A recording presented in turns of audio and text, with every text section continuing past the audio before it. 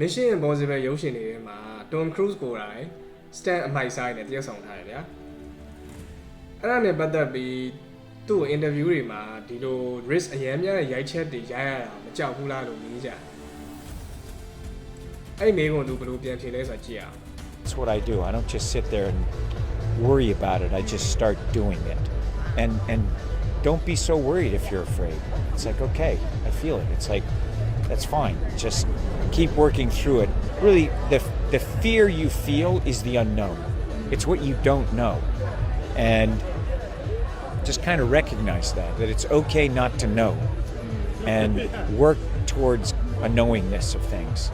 And the only way to do it is not to be in your head on it, but just to start looking, go out and start doing it, one step at a time. အဲ့သူပြောသွားတာကတော့သူလည်းကြောက်တာပဲကြောက်ပေမဲ့သူကဒါကိုပြဿနာလို့မမြင်ဘူး challenge လို့မြင်တယ်ပေါ့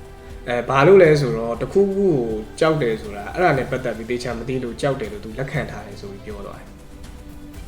ကျွန်တော်လည်းဒါကိုသဘောတူတယ်ကျွန်တော်တို့လည်းတခုလောက်ရမှာမလုံရဲမကန်ရဲဖြစ်ပြီးကြောက်တယ်ဆိုတဲ့အခြေအနေမျိုးတစ်ချိန်လုံးချိန်တွေ့နိုင်တာပဲလေကျွန်တော်ဆိုလည်းအရင်တော့ကလူရှိထွက်စကားပြောရမှာကြောက်တယ်စင်မော်တက်ဖို့ဆိုဝေး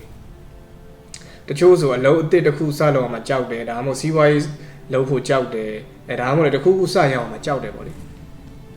ဆိုတော့အဲ့လိုမျိုးကြောက်တတ်တာဘာမှမဖြစ်ပါဘူးတဘာဝပဲလူပဲကြောက်တတ်တာမဟုတ်တယ်မလား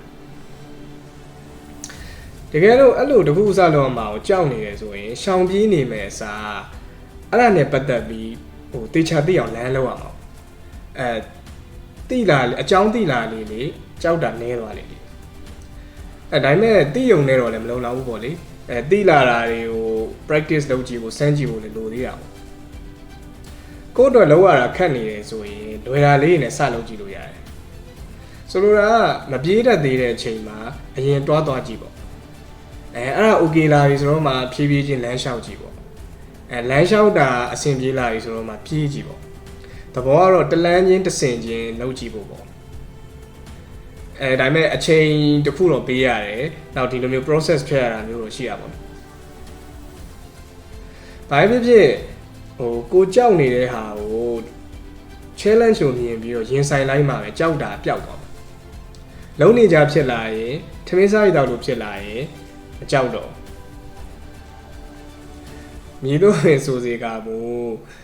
တကယ်လုံးတဲ့ခါမှာတော့ပြောတာတည်းပိုခက်ပါတယ်ဒါပေမဲ့ခက်လို့ဆိုပြီးတော့မလုံခဲနေုံနဲ့လဲကြောက်တာပျောက်မသွားဘူးလေအဲကြောင့်ကြောက်တာရောခြင်းရင်ခြေလန်းတလန်းလောက်စလန်းကြည့်ဖို့ပိတ်ထားတဲ့တကားပေါက်ကိုနော်ကိုလုံးနဲ့တိုက်ဖွင့်ဖို့မဖွင့်ရဲသေးဘူးဆိုရင်လေလက်ညှိုးလေးနဲ့စတူကြီးကိုတိုက်တွန်းခြင်းပါတယ်ကျွန်တော်မြင်တူလဲဆိုရင်နောက်ဗီဒီယိုမှာထပ်တွေ့မယ်လေ